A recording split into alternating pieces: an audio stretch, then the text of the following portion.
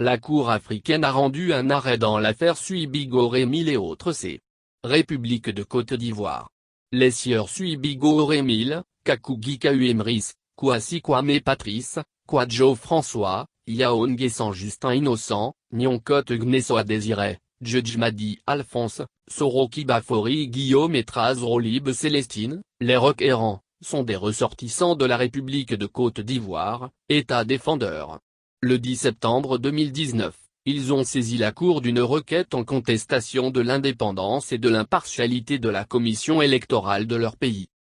Il ressort du dossier qu'une nouvelle loi sur la recomposition de la commission électorale indépendante, l'ACE, a été promulguée le 5 août 2019 par le président de l'État défendeur comme loi N-2019-708. En outre, le 4 mars 2020, l'État défendeur a adopté l'ordonnance N-2023-106 modifiant la loi N-2019-708, en donnant aux partis de l'opposition ou aux groupes politiques la possibilité de proposer une personnalité supplémentaire à l'organe électoral, tant au niveau de la commission électorale centrale que des commissions électorales locales. La requête s'appuie notamment sur l'arrêt rendu par la Cour de Séan le 18 novembre 2016 dans l'affaire Action pour la protection des droits de l'homme, APD, contre Côte d'Ivoire, FON, concernant la composition de l'ACE de l'État défendeur et sur l'arrêt de la Cour de Séan en date du 28 septembre 2017 relatif à l'interprétation de cet arrêt. Dans son arrêt APD-C. Côte d'Ivoire, FON, la Cour a conclu que l'État défendeur avait violé son obligation de créer un organe électoral indépendant et impartial et avait, par voie de conséquence, violé son obligation de protéger le droit des citoyens de participer librement à la direction des affaires publiques de leur pays ainsi que le droit à une égale protection de la loi.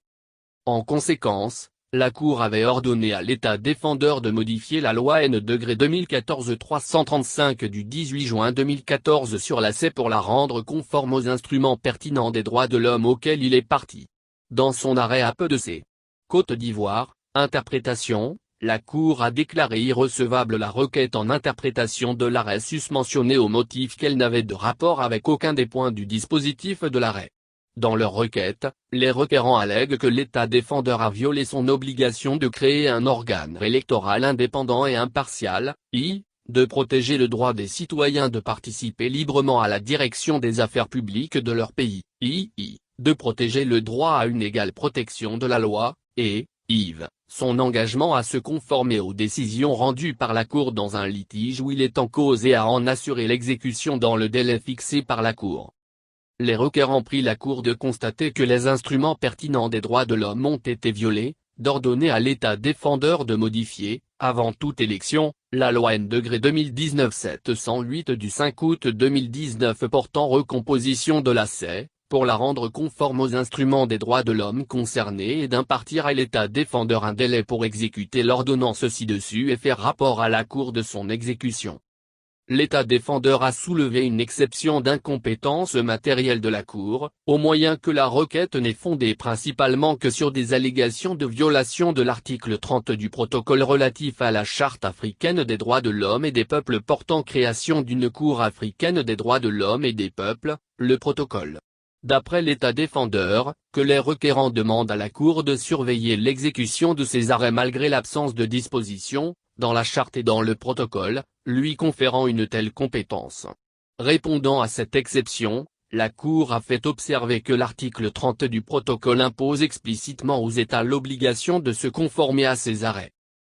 En fait, elle considère que cette obligation constitue la condition sine qua non de tout contentieux international. C'est l'existence de ce devoir qui distingue les mécanismes judiciaires internationaux des mécanismes quasi-judiciaires non autorisés à rendre des décisions contraignantes. Par conséquent, compte tenu de l'obligation d'exécuter les arrêts de la Cour, qui impose généralement aux États de remédier aux violations des droits de l'homme ou des peuples constatées, la Cour considère qu'une violation de l'article 30 du protocole équivaut à une violation des droits de l'homme ou des peuples, prévue par l'article 27.1 du protocole.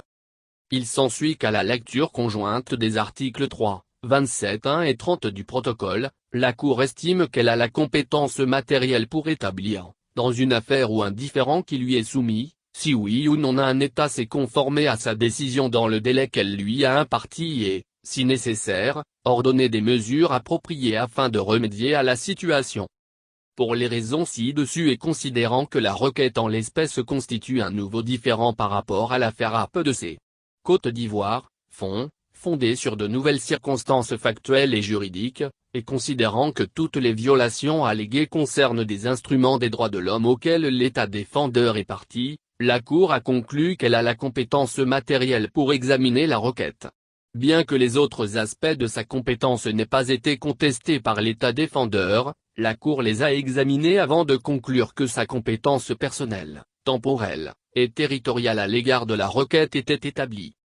La Cour a, notamment, jugé que sa compétence personnelle en l'espèce n'était pas affectée par le retrait, par l'État défendeur, de sa déclaration prévue à l'article 34.6, du protocole, par laquelle il avait accepté que les individus et les organisations non gouvernementales, ONG, saisissent directement la Cour, étant donné que ce retrait ne prendra effet que le 30 avril 2021. L'État défendeur a soulevé une question préliminaire concernant la recevabilité d'une requête modificative soumise par les requérants en remplacement de la requête initiale. La Cour a relevé que la requête modificative a été dûment transmise à l'État défendeur, conformément aux dispositions pertinentes du règlement de la Cour, le règlement.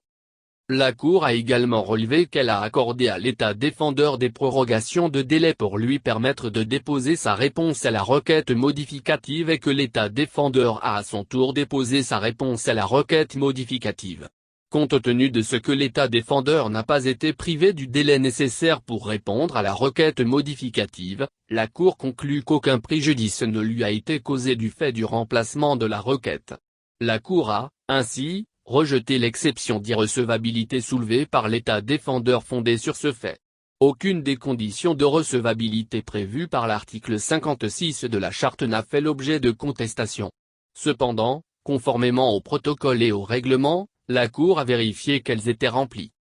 Sur la base de cet examen, elle a constaté que la requête était conforme aux exigences du dit article, et, en conséquence, l'a déclarée recevable. Dans l'examen au fond, la Cour a considéré que les requérants n'ont pas établi que l'organe électoral créé par l'État défendeur est composé de membres qui ne sont ni indépendants ni impartiaux, qu'il est nettement déséquilibré en faveur du parti au pouvoir, qu'il est caractérisé par une grande dépendance institutionnelle du fait de niveaux inappropriés d'autonomie administrative ou financière et qu'il n'inspire manifestement pas confiance aux acteurs politiques.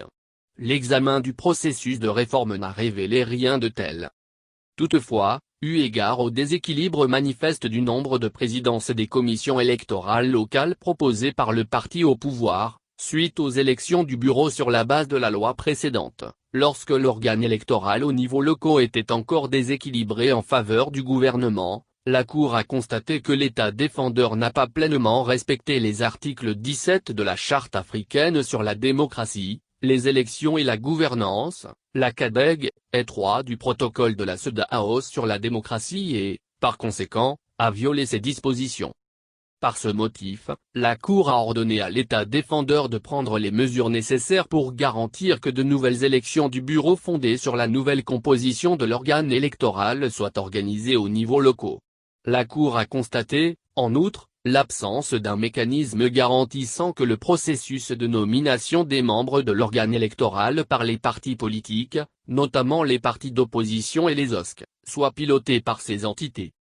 En conséquence, la Cour a constaté que l'État défendeur n'a pas pleinement rempli non seulement les obligations qui lui incombent de garantir la confiance du public et la transparence dans la gestion des affaires publiques ainsi que la participation effective des citoyens dans les processus démocratiques tels que prescrites par les articles 3.7, 3.8 et 13 de la CADEG, mais aussi son obligation de veiller à ce que l'organe électoral jouisse de la confiance des acteurs et protagonistes de la vie politique, comme le prescrit l'article 3 du protocole de la CEDEAO sur la démocratie. La Cour en a conclu que l'État défendeur a violé ces dispositions.